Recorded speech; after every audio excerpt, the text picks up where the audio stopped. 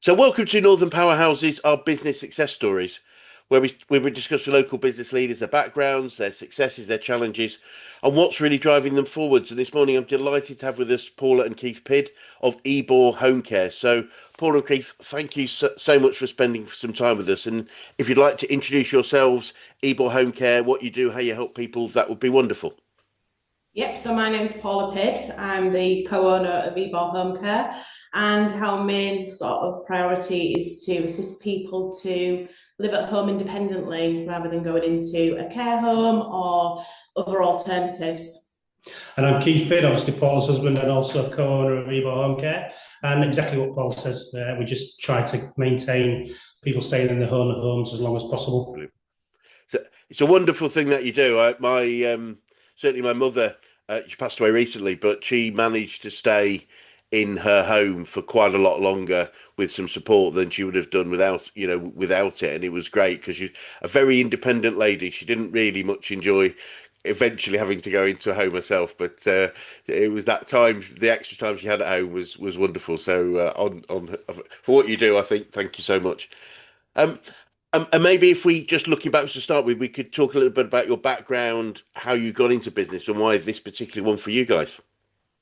Me and Keith have basically always been in hospitality. So I trained to be a chef when I was younger, and always been in catering. We've worked for big companies like Weatherspoons and the Yateses, where for Yateses in particular, I looked after 115 sites as a Wow. food support manager, and then decided, we'd start our own little cupcake shop because I enjoyed baking and. Basically, always in the back of my mind, I've always wanted to. I love the elderly. I find them so interesting, and I kind of was going to do something voluntary, like go and spend a day with a client, obviously free of charge, and just give up my time. But my daughter-in-law worked for a company, and she said, "Well, why don't you, kind of train with us, and then if you want to go out and do some care calls, you can." And they had a high level of sickness at the time, so yeah, so I did that to support her a little bit, really, but I absolutely loved it. But obviously, again, thinking we could probably do things a little bit better ourselves. I got the opportunity to look after a little lady independently. Her husband rang and asked if I'd look after her because the care company was, giving notice. So I had a discussion with Keith and we said, yeah, let's do it. And then literally a day later, I think it was, the first lockdown happened. So my cupcake shop had to close down anyway. Yep. So I didn't have to juggle the two of them at that time. So I was doing 4 calls a day, 7 days a week. And Wow. that went on for 6 months of me doing that before I decided I needed to employ somebody to help me because I hadn't had a day off. And I was going a bit stir crazy, same day, Groundhog Day. Or obviously we'd have to sort of think about, giving it up, which really wasn't an option for me. I loved what I did. I just needed help to further the business, really. So Yep.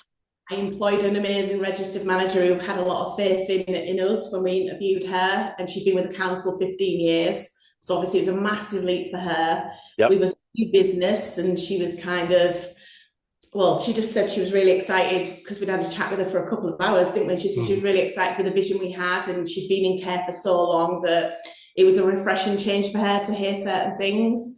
Like not running into a call and running out. You stay for the full call time and things like that. So she joined us, and she's been with us 5.5 years. Actually, it's not 5.5 years. It's just coming up 5 years. Yeah. And we've never looked back, really. She's like family to us. And yeah, so we have a family run business, and Emma is definitely part of our family, isn't she? Yeah.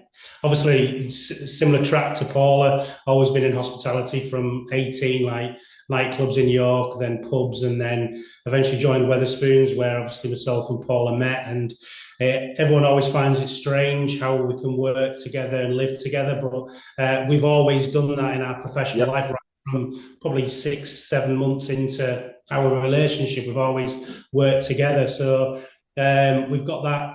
What I'm lacking in Paula is very good at, and vice versa. So it is a perfect team, really. We're opposites when it comes to personalities as well, so that works as well. And yeah, just we've always thought of blue sky thinking and how we can do things better than anybody else, and sort of at the forefront of our whole ethos, even when we're doing the cupcake shop and now home care, is customer service, which was sort of like built into us by Wetherspoons, to be brutally honest. And we're always of the opinion that you look after anybody who can have a direct impact on how you run things. Yep. So, for example, having great relationships with professionals in the home care sort of like sector helps us deliver really good care to the service users we look after.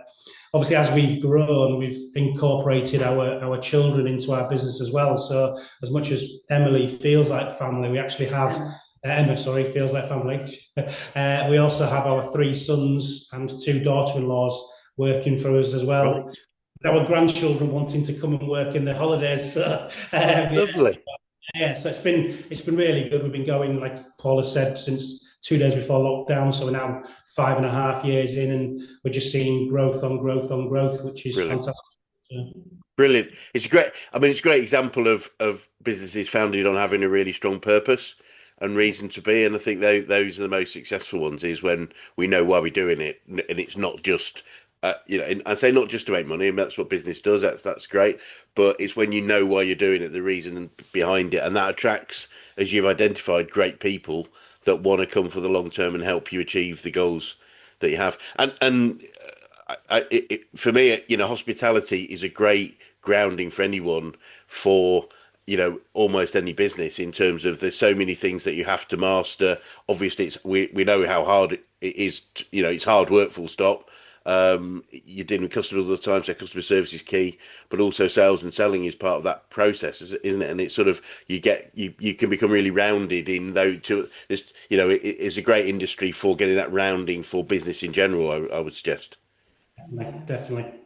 Brilliant. So when you were growing up, is this the sort of this is the outcome you thought you'd probably have, or did you have other plans and goals as young people? I think I've always wanted to be in business. I did a business studies course at college with a view, and then obviously I just fell into hospitality. So I sort of like learned some skills sort of like 30 odd years ago that I'm now using as a business owner, which is quite good, really. But I've always had that urge to have my own business, and even at school I would just sell sweets and things like that, and stickers and stuff like that. So I've always sort of like had an entrepreneurial spirit and drive. But yeah, I would never imagine being in this sector. But, obviously, I'm doing the business side of things, so I get great joy out of the side of the business that I'm responsible for. Brilliant. Yeah, and I think for me, obviously, I used to, still do, really enjoy cooking. So obviously went to college to do which was back then 706 1 and 2 in catering. But I got pregnant quite young, so kind of my dream was to go to London and work for Gordon Ramsay, or kind of some famous chef. Kind of ended up with me being at Wetherspoons, which again, it taught you great skills. Wetherspoons was probably one of the places that you could work that you just learn day in, day out, didn't you? It was a very sort of structured place to work. So for me, I mean, home care is completely opposite to what I wanted to do. And but I think as I got older, like, things change, kind of your direction changes. And for me, massively went from working in a very busy kitchen. I mean, I ran the busiest kitchens in Wetherspoons, and also in the 80s, I used to look after the chefs, like I say, for 115 sites. The hustle and bustle of that is like, I want a peaceful life now. I want, I don't want chefs screaming and you want a quieter life. And like I said, I've always found the elderly really interesting. They've got great stories, and the life they lived is completely different to ours. And I find it more interesting than the younger generation. They're just they're full of amazing stories. So for me, it was something I really enjoyed when I worked for Helping Hands, and I kind of, like I say, things I was doing with them, I used to think, oh, I wish you could do it like this, Yeah. and I literally said to one of the girls who actually came to work for me, I'm gonna start my own business. And she was like, I bet you are as well. And I was like, I am, do it. And then she came to work for us. So yeah, and it's been nice that as well, because we have had a few carers that have come from the company I used to work for and joined us. So Brilliant. that's been a massive compliment to us, isn't it? I think also Paula was almost destined to do this type of thing because she's one of the most caring people you will ever meet.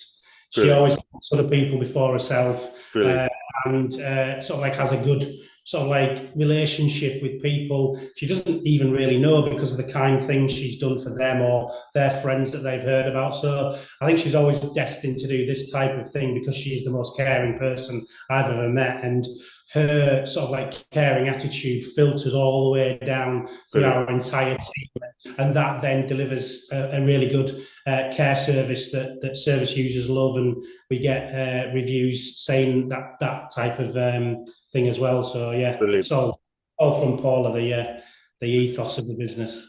Wonderful, great, wonderful to hear. And it, you know, so we talked a little bit about purpose at the start. I think when you're really strong on that, it really matters. I work with a group of companies that provide care primarily for kids, and it's the same. It's all about the care. All the care comes first, and everything follows. And that for me is the reason for the success. It's that way round, if that makes sense. If you focus on what's important, then the success almost takes care of itself, if that makes sense. So what a great thing to hear. And so looking back over these last 5.5 years, as you've grown the business, what are some of the biggest challenges you've had to overcome? I think for me, it's working with like local authorities and not being able to get the support you need sometimes. So when you have a client, the thing that absolutely breaks me is when you have a client who's 100 and needs a social call, they want to go to church or something. Yep. And you ring the council up for an hour on a Sunday and they say, sorry, no, it can't be authorised. And then, kind of like, you're like, oh my God, this lady is like 100, she wants to go out. I mean, that's amazing. And that kind of then leads to us giving free care because I'm like, well, she's going. So, then we'll put it in place and kind of face the consequences maybe later. Really? So I do find that very difficult to follow rules, let's say, whereas Keith's sort of like, we need to follow the rules. Keith's a rule maker, I'm a rule breaker. So in some respects, we do kind of clash with that because he's like, we need to be, above board. And I'm like, the lady's 100, she's going out, So I struggle with that.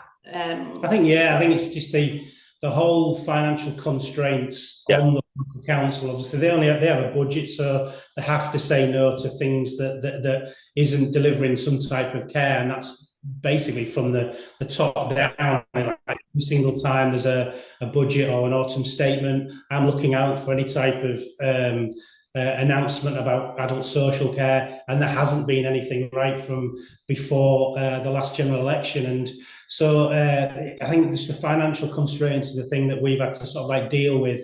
And right from the start, because of obviously Paula's view on everything, we were heavily council service user based.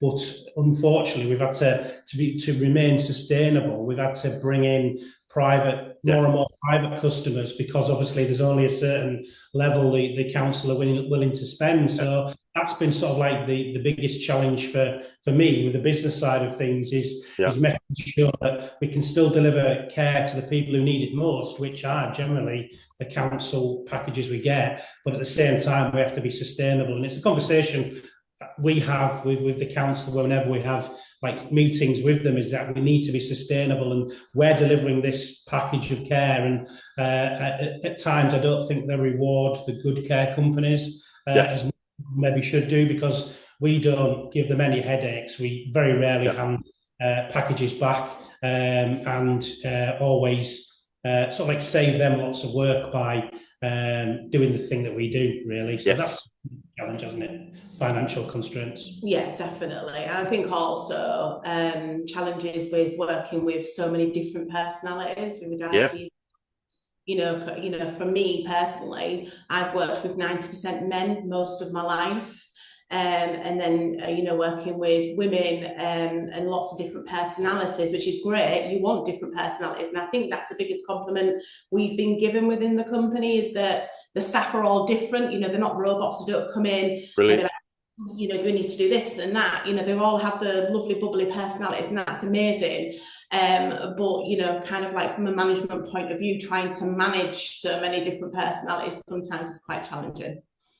Yep. Yeah, there's a mathematical formula that I picked up recently, a while ago, and it's basically talks about the number of relationships interpersonal relationships between the team grows exponentially as you grow the team. So if there's 3 people, there's 3 relationships, but you get to 10 people, it's something like 36 relationships, all of which need supporting, can go wrong. And it's not surprising that, management is required as we grow teams, because there are so many different relationships, and our HR sort of like package has grown exponentially as we've got bigger and bigger. I can absolutely imagine.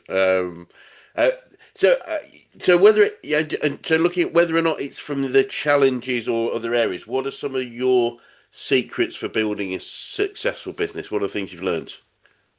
I think communication is the main thing, really. Even regards to me and Keith, like, because we do work together and we live at home together, it is sometimes difficult not to take work home, but yes. we say, don't we, when we get home, we're not talking about work. Don't get me wrong, this is what we have to for reason, but we generally try not to talk. If somebody's on call other than us, we try and have some time for ourselves. And I think it's very important, obviously, with the staff as well, communicating, letting them know why there's changes, or explaining to staff, that somebody's gone into hospital maybe, or and we have a great solid relationship with our team where they appreciate the littlest of things. And for me, communication is the key. If somebody passes, like with a lot of companies, and certainly one I worked with, it would be on a group, like so-and-so's passed. And I think that's pretty shocking, really, for us. My team and I, generally me, unless I'm having a real kind of like problem with it, as in I'm struggling myself with this person's passing, and we will bring the carers, starting with the person who has cared for that client the most, and let them know personally that that client has passed. So for me, it's communication. All the way. I think obviously the ethos of our business is through Paula, and Paula has always done the care throughout. She still goes out and does care calls now, and I think the staff appreciate the fact that the owner of the business is still getting hands dirty, so to speak, in the care calls, and making sure that she's looking after the services. So they see that, they see the type of work she does and how she delivers it, and basically they deliver that because of what they've seen through Paula. So I think just leading by example is one of the biggest things that has made us a success, is how hard Paula works out in the field and showing everyone how to do it right, really. So yeah, that's probably one of the biggest things for me, is leading by example. And giving people the tools to do the job. If we need them to do something, we always say to them, you're not trained electricians, don't touch somebody's electrics, you're not an hairdresser, don't be colouring people's hair, so only do what you're trained to do. And if you're not trained to do it, if it's within the package, we'll train you to do it, and again, not electricians, obviously. But, no. We have a client recently that's come on board, and they need to use an EpiPen from time to time. Okay, yep. Use in care, really, because obviously majority of our clients are the older generation, and that's not really kind of like something we use. So we've rang a doctor's surgery, haven't we, and asked if they'll train the staff that are going in to train them how to use an EpiPen. So we're all going into the doctor's surgery on Thursday for a bit of training. Brilliant. It's just about giving people the confidence to do the job well, rather than them panicking in a situation. It's about giving them the tools to do the job that we're asking them to do, basically. Yeah, makes perfect sense. Wonderful. And I think you're aware we're a business coaching organisation. I'm keen to know the best coaches you've worked with, whether that's business, sport, life in general. Who's had the biggest impact on you guys? I think for me, it's always been a lady called Julie Lodge, who was one of the directors at Yates's, who was such a strong-minded woman, that even men used to fear. You know, you'd see them in a room, and you know, she wasn't like, she didn't used to lead by fear, but because of how intelligent she was, and she knew stuff. She knew even how to, you know, pour a pint. She knew every aspect of the business, and you could never lie to her because she knew, you know, kind of like the answers that she was asking you before she even asked. She was just a type of woman that would build you up, you know, kind of, you can do this, don't say you can't, you know, let's get this, you know, sorted. And I think she was just the type of person that made you comfortable and confident in the job you were doing, and just empowered you a little bit, really. Because like for me, being in a room, a boardroom with lots of men, I used to be absolutely petrified. And you know, she'd give me a pep talk beforehand saying, you know, I've seen him, you know, bloody drunk in a pub, and you know, give me a rundown of like certain little things, and you know, you know what you're talking about. He ain't got a clue. You ask him what the percentage of this is, and he won't know. And she used to feel, you know, kind of like a lot more confident than like I say, for me, I've never been in a boardroom with a load of men, but with the ACEs, I used to have to be in there and talk about certain things that used to scare me. And she was very good at sort of like, you know, making Brilliant. Right, so I think for me, I don't really have one person. I probably had a favourite teacher at primary, a favourite form tutor at secondary, and then I've had obviously good coaches with gymnastics and football, and then good area managers when I've been in the pub trade. I think I've just taken the good things from each one of them, really. Brilliant. And yeah, just ran with that and left the bad things that I didn't like off the table. So there's not really one person for me. I've sort of like just had very good ones throughout.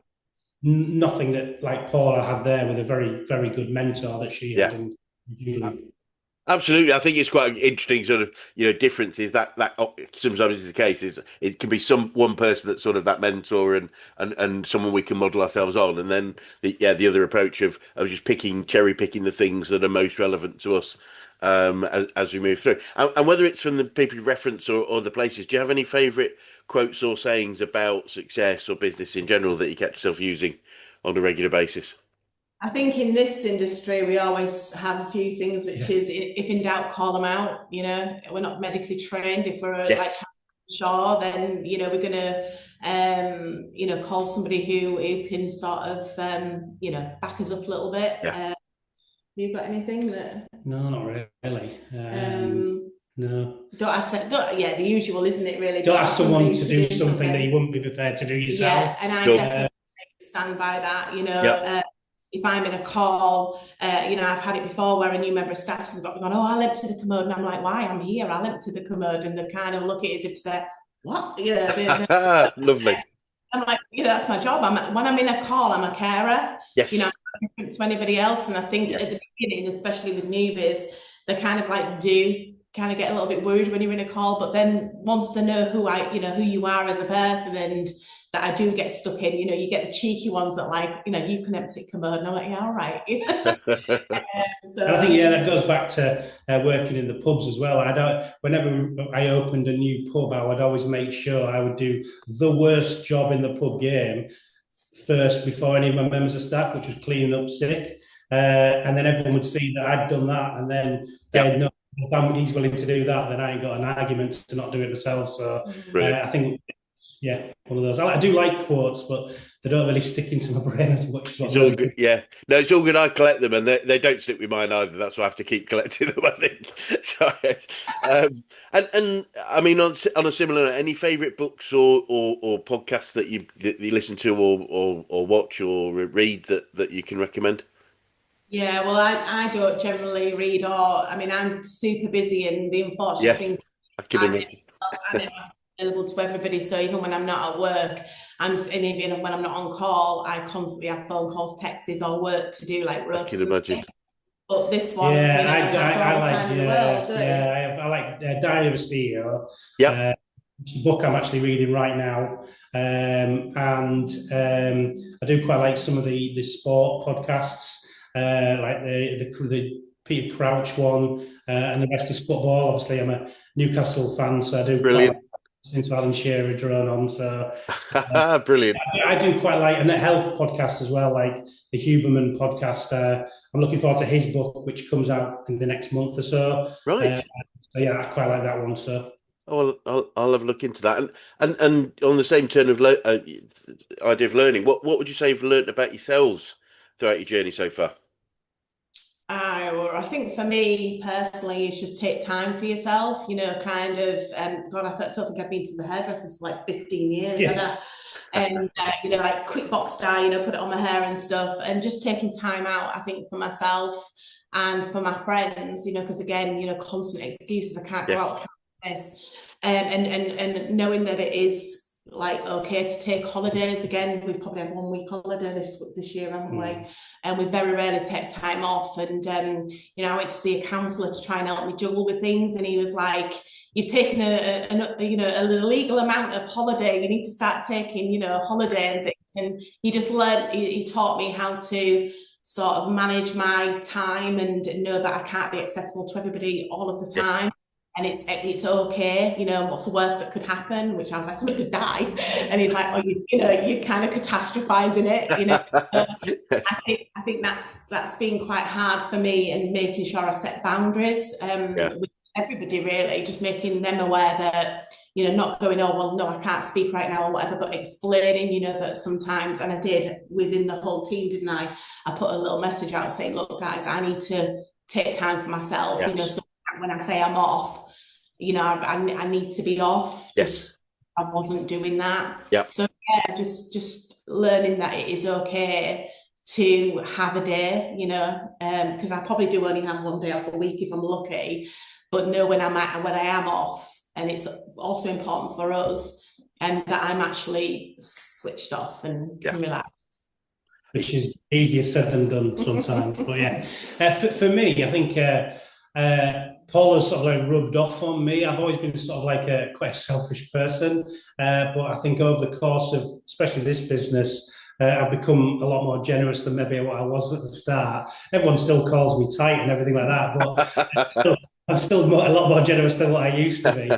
And I've learned so much that I didn't know before, because of going down rabbit holes when you have to do like a data protection toolkit form, and then you're having to do this and learn about that, and then you almost go down a rabbit hole that you just can't see the light because you're so far down the rabbit hole. I thrive with that as well. I do like to learn new things. So yeah, just that type of thing. Yeah.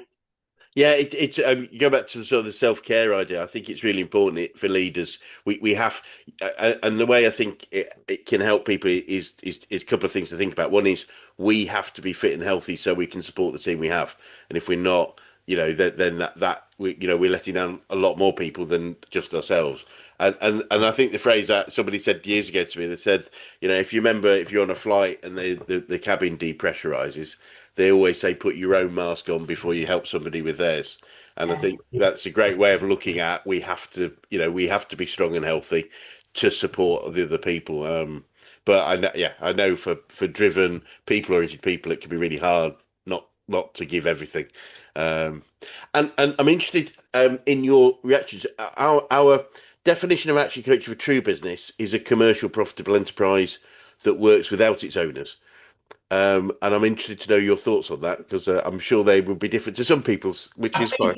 Yeah, I think pretty much everything that I do, I think we could pay someone to do exactly the same job. When it comes to Paula, I think Paula coming out of the business, I think it might suffer a little bit, because, like I say, the ethos runs through and from Paula. Yeah, I don't know. What do you think about that? I think we'd struggle without Paul. I don't think we'd struggle without me. Yeah, I mean, the job Keith does is basically behind the scenes. So yeah, we definitely could employ somebody to do Keith's job, but they wouldn't take the time and effort to look into things the way Keith does. I mean, Keith's a little bit autistic sometimes, so he can literally, get so much out of Focus. Something, because he's kind of really focused, and sometimes annoyingly, but especially if I'm at the bottom of that big rabbit hole. Yes, I get it. Yeah, he can't sort of like do anything until he's kind of got what he needs from that. So I think we definitely pay something. Regards to me, I think No, I don't know. I mean, it would have to be a different personality. Like me and Emma, the registered manager, obviously it's her license, so I respect everything she says. If she says no to something, we have to respect that as much as we Yeah. will the others. That's her business. But me and she should have to have somebody with my personality, because Emma's very methodical. Emma's very, Yeah. kind of like professional. Yeah. We've gone to meetings before, and I've been crying, and she's kind of sent me a text saying, "Stop crying, it's stop crying," kind of thing. Because I can't help myself, I'm very empathetic and Yeah. I can't help it. But I think the business it definitely needs both sides. Yes. To run. So for me, if obviously I was to leave the company, it would need to be replaced with somebody who is also emotional. Because I am very emotional when it comes to anything to do with my clients or family members. I absolutely adore my family members, and I have a close bond with them. They have access to my personal number, and they ring me whenever they feel, whenever they need me. So yeah, I think the business could definitely run without me. It just need to be somebody of my personal. And I think the other thing that you can do to some extent is embedding our identity and our beliefs and values into the business in terms of culture and the training that you do.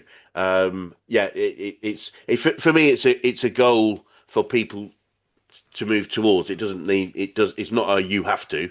It's just I think the key thing that it delivers as a statement is it gives us more choice, if that makes sense, is that we don't necessarily have to leave, but the more we can actually not be required on the day to day, the more time we do have for both ourselves, but also support great people. I think the sign of a good manager is being able to sort of leave your business and it run okay, Yes.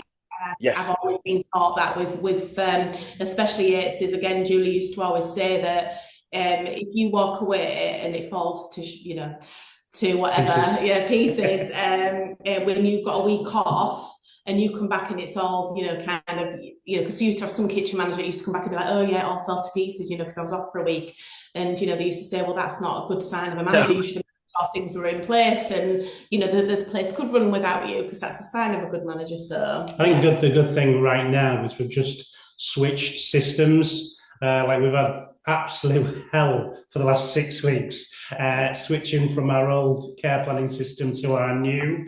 I literally going home with a headache every single night. But we went live this week, and it's run really smoothly. But part of that is Paula giving up one of the major things that she used to do, which was rotoring. We've sort of automated the process, so to speak. So Paula doesn't have to spend like a day and a half, 2 days building the rota every week, which is going to give Paula and myself more time away from the business, so that we can put the people in our management team in that position of looking after it a little bit more. So yeah, it's really good. Wonderful. So looking forward, guys, what does the future look like for you guys, and what challenges do you think you might face, if any? Well, I mean, I don't want to grow the business. I don't want. We're so different here. Like when we had one client, it was me. I was really happy. There was just me and this client, and you kind of then employ one more person or one more client, and then you're like, oh, and then all of a sudden, we've got 50 odd clients and 30 odd carers, and wow. For me, that's big enough. It's like I like to still be in control, as in I like to make sure all my carers are still okay. Yep. I want to know if they're all right. And I know that the bigger you grow, that's going to not be possible. And I don't want that. I don't want to lose my personal touch. And I know that here. So for me, if obviously the business just turned in 5 years' time to we want to sell it, then I know it will need to grow. And for us to then sort of retire, because I think we have got in our plans, you've worked really hard since I was 13, and I mean really hard, without days off and things. So I think the plan will be eventually to either sell it or let the children take over. Yep. We've got kids in the business who range from 33 to 21, who do an amazing job in the business. So they're able to take over. Obviously, Keith will have a different. So obviously, I mean, I think sort of like when we have conversations with people in the sector, whether it's the council, whether it's the software providers, they're quite surprised to hear that we don't want to grow very quickly. It's like they almost say, well, we've got this company who do this, this, and this, and this, and now they're 3 times the size they were 12 months ago. And I'm going, yeah, but have they done that safely? Are they still delivering high level of customer service? Because that's what we're very, very proud about.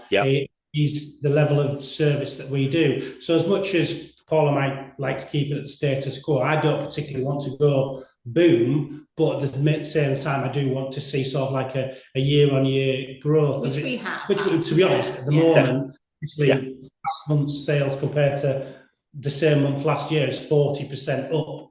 So we're literally, we're averaging sort of like over the last 6 to 7 months, about 25% like-for-like increase on the same time last year. But some of that is to do with a client. It's not taking on clients. We rarely take clients on, but some of that is to do with a client who only has 1 call a day, who then all of a sudden needs 4 calls a day. Right. So those end of life that needs, extra care. So it's not all about, with that 25% is brand new clients. It's a lot, I would say, a good 60% of that is, clients that we already have that just. So we get inundated with sort of like requests for join us to get business leads and to get more customer, and we're like saying not interested, thank you, we're okay, because we get recommended. So our like growth is we'll take staff on, then we'll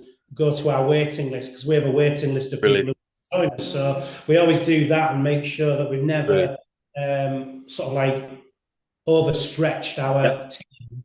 But it's not that, because it also enables us to, when a client declines, if we stretch ourselves to full capacity, then where do we go when a client says, I need more care? You then can't put that care in place. So I'm a big believer in we don't overstretch ourselves. But we definitely need to grow to get to where we want to be eventually, but we're not interested in growing massively overnight or anything like that. So. I think I meet a lot of people, and it's interesting. Is a lot of people say we don't want to grow because the culture might change, and if been growing, it's a bit like what you said in many ways, Keith. If we grow too quickly, the standards might drop, etc. And I think one of the ways to consider it is if we are able to move our job, as you identified there, with using the new systems has freed up. Hopefully a day or so of Paula's time. The more we can free up our time in the day to day, the more we can make sure the culture and the standards, that becomes our job, if that makes sense. I interviewed a guy called Oscar who has the Cut and Craft and Lucia's chain. I don't know if you're familiar with those. Cool. Okay. Brilliant. I've interviewed him a couple of times on here, and one thing he said that's always stuck with me, because he said, Chris, people work hard for the money they spend in my restaurants, and they deserve to get the best, and that's his focus. He says, look, my focus is on great customer experience. I've got great operational people, I've got great people delivering, but to my standards. And I think that's an interesting way of looking at it, is if we become, our primary job is the guardians of our standards, and we can delegate more and more of the what we might call day to day. It does give us a formula for that growth in a way that works for us, if that makes sense. And you've got a winning formula, so that it's absolutely important that you do grow in the way, if you grow, sorry, I'm not suggesting you should, but if you grow, you keep growing in the same way that you've done so far, if that makes sense. I think we're sort of like at a stage now where we're almost going to have to add a level of management in between there and there. And I think that's the thing we've sort of like been trying to figure out how we go about doing that, because that's the only way we probably would be able to grow much bigger than what we are now, is having the right trained people in between the office team and the carers to enable that service to be as high as what it is, and the ethos to run through. We need to get people in the middle to have the same type of outlook and ethos as Paula, and then that will get through. So I think that's our next task challenge. Brilliant. And I'm keen to know what you would say to anyone that was thinking of going into business right now. I mean, I think it's important to know your sector. I mean, Yep.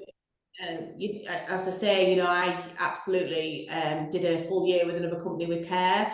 So I understood sort of like, procedures and things, and keep obviously the business side of things. So I think it's really important to not take on something that you know nothing about. So choose a sector that you have, some interest in also, because Yes. I'm very passionate about what I do, which Yep. makes me better at my job. Yep. And I'm passionate about looking after people, and that's not just my clients and family members, that's my staff. They're very Yep. important to me. Strangers in the street. I go into town to cut and craft. I do my homeless first, and then draw some money out of bank door so I can give it to the homeless. I just walk around like, so Wonderful. we sometimes stuck. He's like, come on, man, come on. Wonderful. I think it's just important to be passionate about what you're doing and care, about your people that are around you. Yes. And make them understand, kind of why you do things. Because, for instance, I will say to my staff regularly, like if we're getting paid for an hour call and we're only doing 30 minutes, that's somebody not getting, kind of their money's worth. And Yep. how would you feel if you went for a driving lesson for an hour and after 30 minutes they stopped and said, oh, we're done now? You wouldn't be happy. So I think sometimes, it is important to make sure that if you're going to go into sort of different sectors, is make sure you are a people person. Yes. Or not, then employ somebody that is, because you won't keep your staff, No. and we're under no illusion. We have staff that leave, and I would say 99% of the staff that we've had leave have sent a lovely resignation email to say, I've been given an opportunity, but thank you so much. I've really enjoyed my time. And we always say to them, we're not idiots. We know we're not going to keep you forever. And if you get an opportunity, don't turn it down. If it's something you want to go for, go for it. And sometimes they're quite surprised that we have that type of reaction. I think they're expecting us to be unhappy with them. Yep. But we've never the had. opposite. For me, we've had somebody recently say she had a massive opportunity, and I might go for it, because if not, you'll regret it, and then what will happen is you'll resent your job. I think that goes to what I would say to someone setting up there. Don't be scared to fail at all. Yes. Because, you need to know your research. But the thing that I think holds people back is they're worried about failing. Whereas if they were just to try it, don't be worried about failing. Try it, and you might surprise yourself and be a success. If you fail, you know what you've learned, and then go on and do the things. I think the most successful people in the world have failed numerous times.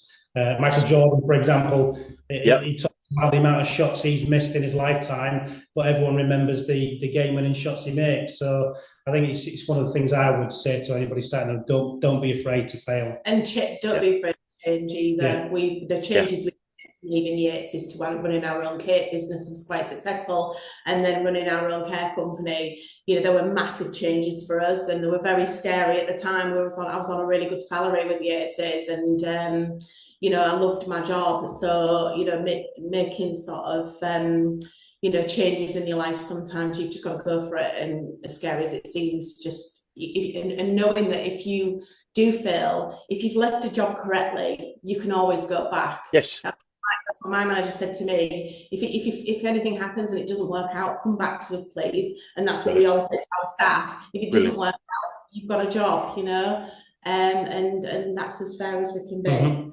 Brilliant. It's really interesting. I worked with somebody a little while ago, and I know that he actively has a chat with. He actually has a career chat with every member of his team every month, which is quite significant, and actively talks about what the next step outside of the business might be. And literally, look, if you really want, it's almost a goal of helping people progress, but the loyalty it creates in that, and it's exactly the same. It's not like we want you to go, but if you do want to go and it's best for you, we want to support that process, and the loyalty that creates, and the just that whole ethos of working and working with the organisation is so successful. It sounds counterintuitive, doesn't it? It's always like, well, we want to keep them, but by trying to keep something, we by its very nature we can lose it because we're holding on to it too tightly. I think we can strangle it in many ways. Guys, final question. What would be the best advice you could give an 18-year-old you if you could go back in time and do that? You can go with that one. Don't worry about what's going on, just crack on with it. Brilliant. To my 18-year-old self, because yeah, that wasn't a nice time in my life. So yeah, definitely don't worry, just crack on. Brilliant. Brilliant. I think for me it's just everything will be okay. When I was 18, I had a child, I was married, and kind of thinking I'm never going to get, kind of like a career now, I'm going to be a mum.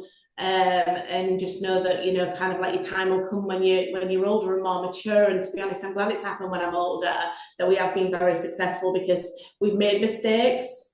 We've kind of like seen things being done incorrectly in business, and it's given us sort of like the opportunity to do things better and treat people better and with respect. And I think Keith probably more than most has learned probably that being selfish is not always a good thing, because sometimes kind of you do get yourself into a bit of a kind of, he likes his own time and his own space, but like you say, recently you have learned to give up your own time a bit more, haven't you? And kind of give back a little bit, which is what I think we do really well, don't Yes. we do give back as much as As a team, we're not to blow our own trumpet, pretty awesome, to be honest. We just literally complement each other so well. Yes. I think that's why we have grown this successful business. Yes. Yeah. Honestly, I can see that, and it's great, and again, it can often seem counterintuitive, but having different personalities and different beliefs, somewhere in the middle is where the magic happens, if that makes sense. And I always fucking career and marriage, to be honest. So, yeah. And I always say, with difference of opinions and stuff, you typically create friction, and actually friction is energy, so it's actually a good thing, if that makes it. It makes us talk. Yeah. We have to talk about things because we disagree on quite a lot of things, but we meet in the middle, don't we, most of the time, or agree with me.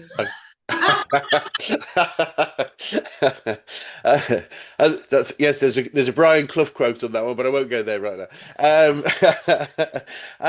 But I would do one quote. You're just thinking about, it'll all be okay. And I think there's a great quote from, I think it is, and I'm trying to remember the name of the film, but it's The Great Exotic Marigold Hotel, if that makes sense. And it's something like, it'll all be right in the end, and if it's not the end, no, if it's not all right, it's not the end.